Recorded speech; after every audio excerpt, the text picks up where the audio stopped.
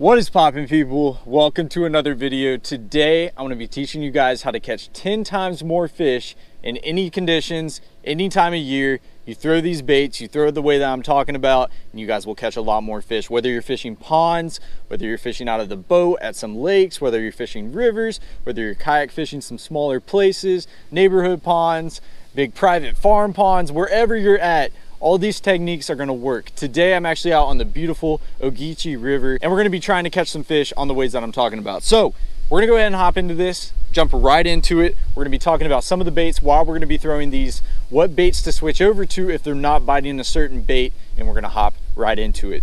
So first thing that we're gonna talk about today is first, before we even get into the bait, we got a few baits we're talking about. We're gonna talk about the rod and reel setup.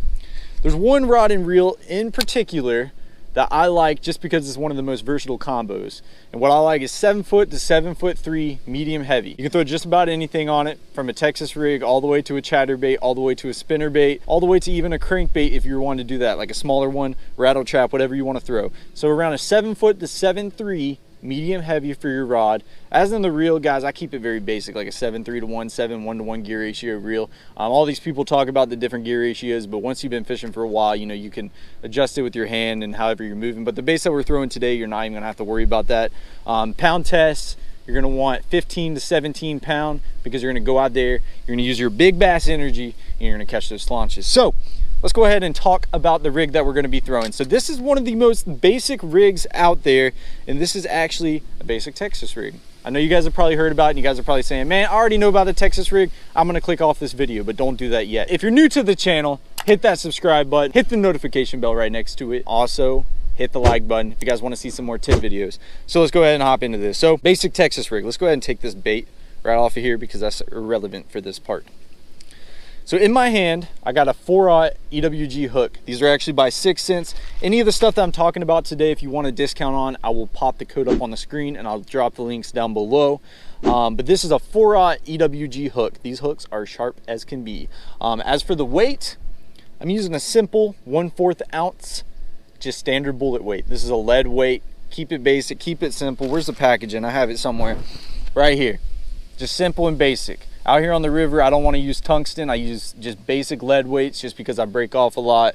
Or if you catch like a mud fish or something, that's going to snap you off. So that is the basic rig right there. If you guys are wondering about the knot, I tie a uni knot. I know a lot of people out there tie a polymer knot, but I love the uni. I've been tying it for years. I haven't had any problems with it, and it's overall my favorite knot. So that is the rig that we're going to be using. Now let's talk about the baits that we're going to be throwing on. I have 3 specific baits in my hands today that we're going to be talking about. One is called the prawn. This is a crawl style bait. It's more of a beaver style. It's going to be different than the stroker crawl that I have right here.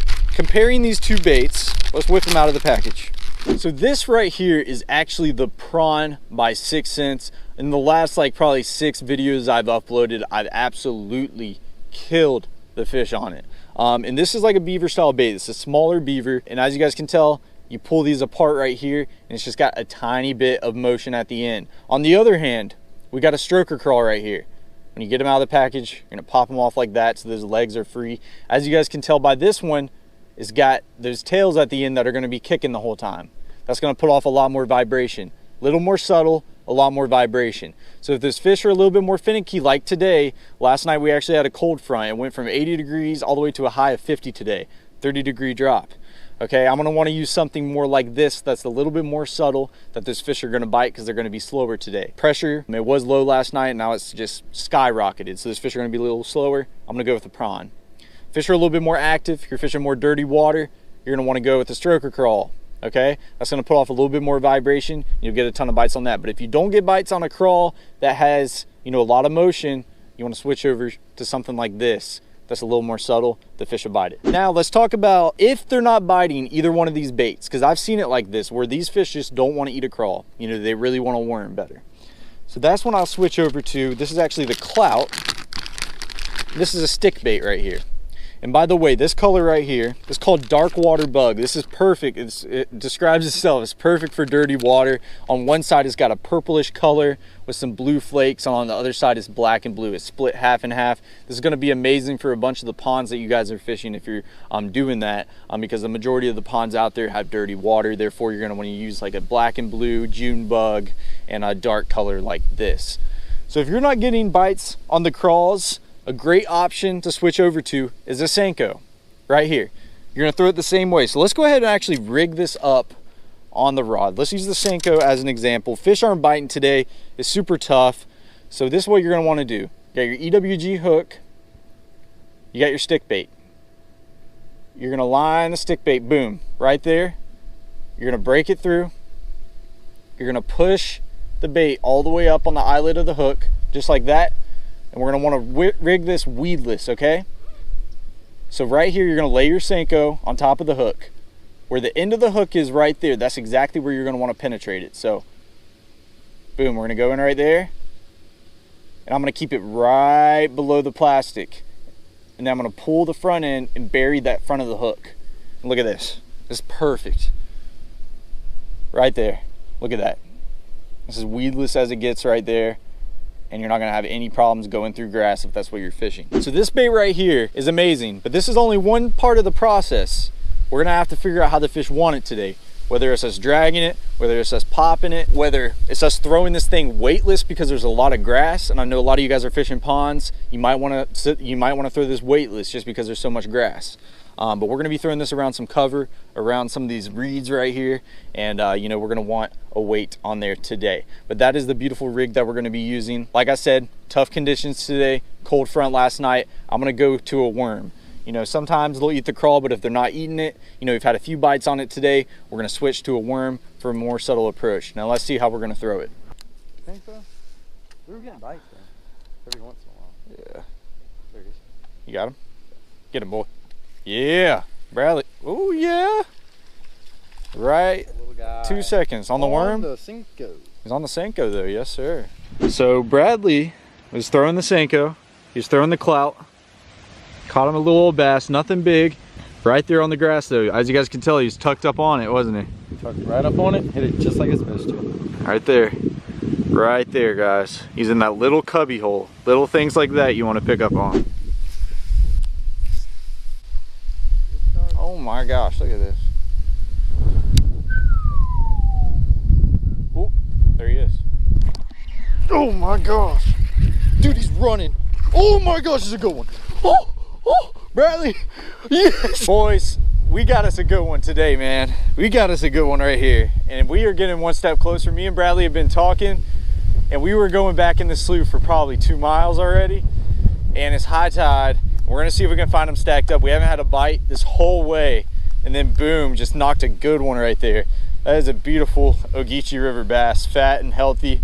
We're gonna keep on fishing. I hooked him. By the time I hooked him, he's already under my boat. That's how strong these fish are out here. That is awesome. Let's keep. We talked about the rig that we're gonna be using. Now I'm gonna talk about a few different ways that you guys can catch more fish on it. This is the important part to where it's gonna make you catch, I promise you, a lot more fish if you're using these tips I'm saying in today's video. So if you look around, there's a bunch of different things. You see these little reeds and stuff all around this weird looking grass. You guys probably don't see that much. We're actually in some brackish water right now. We also have some laydowns right here in this corner. And you know, bass, what they like to do is they hang up on all that stuff. Whether it's wood, whether it's rock, whether it's grass, they like to have their back in all that, okay? So seeing that laydown right there, that fish is gonna be right up on that thing. So if you guys are fishing bank spots, especially, if you guys see anything like that, if you see laydowns, whatever it is, you need to be flipping an old Texas rig in there. Okay, here this is current. As you guys can tell, I have my weight free. If you guys are flipping in some heavy cover, I would suggest putting a bobber stop on top of this so your weight is pegged. Okay, here if you're fishing tidal water, if you're fishing where there's a lot of current, I like to use no peg because it's going to have a lot more motion. It's going to look a lot more natural to that bass. So all right, so we're pulling up in this pocket. You know, we got some grass, got some laydowns, and I want to cast at that tree. You know, I want to see if there's a fish on that tree. So I'm going to get this Texas rig and give it a little cast right up on that tree. Let up on my line out, make sure you're on the bottom. There's gonna be one style that if the fish are super tough, this is what I do all the time. So I just let it sit for a minute. Once I cast out there, I'm gonna reel up my slack, and And I'm gonna slowly drag that thing over those limbs right there. Very slow, okay? Reel up your slack. Slowly drag that thing. And if those fish are really finicky, sometimes that's how they're gonna want it. But then there's gonna be some days that you're gonna cast this bait up on there. Boom, just like that, right up in that tree. And you're just gonna wanna click it and not even move that thing. That's called dead sticking. You know, that is the worst case. If the fish are like, just totally shut off, you can't get a bite, you need to try dead sticking, okay? And then there's gonna be those days where the fish are a little bit more active, you're covering some water, and you're gonna pitch up in that tree. If you're throwing the crawl especially, you're gonna wanna kinda pop it. You know, you're gonna wanna kinda hop it. And those fish are gonna want it better that day. You know, it's just gonna depend. You're gonna have to experiment with dead sticking it, dragging the bait, popping the bait, but make sure you're up on that cover. That's very important because those bass are gonna suck up to that stuff. One very important thing is in a sunny day. That's when those fish are really gonna get up on that. If you have a lot of clouds in the sky, sometimes those fish are gonna be roaming a lot more. But when that sun gets up, those fish are gonna wanna get out of that and they're gonna get push up in those laydowns and a bunch of that cover. So I'm gonna flip this little Senko up on all of this stuff along the bank, and we're gonna also hit some of this grass back in here, and we're gonna see if we catch some fish. I wanna be using some of the techniques that I just talked about, you know, whether it's slow dragging it, whether it's popping it, but today with that cold front, I think it's gonna be a lot slower and we're gonna have to work it very, very slow. We're gonna try that crawl a little bit. If we can't get them on that, we're gonna result over to the Senko, but I've seen so many comments of people saying, man, Noah, there he is. Took my Senko, gone, bro. Gone, bro, look at that. Gone. All right, here's a great example right here. You guys ready? When that happens, I didn't get a hook in him. He just took it. Okay, I'm gonna switch up to this crawl because it's a different presentation. He noticed that worm, okay? Now we're gonna switch right over to this. We're gonna pitch in there and we're gonna see if he'll eat it. Rig it the same way? Yeah, rig it the same way, right up on there. We're gonna pull these tails off. There we go, that's perfect. Okay. And this is important. You wanna get back in there really quick. He was right under that tree, guys, right on that cover. See if he'll eat this thing. But you saw how slow I was working that worm, guys. It's important. But he had it, he peeled it right off. But usually when that happens, you can get back in there and catch him. This could be another one of those situations where they just don't want this crawl. You know, they want something a little more slower, like a worm. And, you know, I wanted to put on the crawl because he just saw the worm, you know, maybe switching it up, throwing something a little bit different in there might trigger that fish to bite. But he just did not have it all the way. He was running with it. What the throw was a 6'6". Anything above that was giant. Holy cow. Yo. That was a big fish. Yeah, I don't know what it was, but it was big. That was a big fish. You didn't even shake him. I don't think that was a mudfish. I really don't. I really don't. Mudfish, they pull hard. Yeah, frayed, look. It's a fray. That ain't a mudfish. That was a bass. That was a big one, dude. That was a very big fish. That's a great learning lesson right there. And this is something I want everybody to know at all times. You need to always check your line, especially when throwing something like this. You're pitching in all those trees, and you know, when you're going through all that stuff, even when you get hung up, the smallest little things, even when you're catching fish for a while, you always want to check your line and retie. And that is a little mistake that I just made, and I broke off a big fish right there. So we're gonna retie right now and get back in there, catch a big one. Big bass? Yeah. A striper. I mean that still? Yeah. How the heck you catch a striper in here? That's a good one. Holy cow. That's Big Bass Energy, just striped bass. Yeah, that's a good one though. Good striper. That's a fatty. I can't believe you caught him back here. That is insane. On a crawl. On a crawl. I've never seen that before. That's a beautiful striper though. That's seriously a good one. Oh yeah. What about?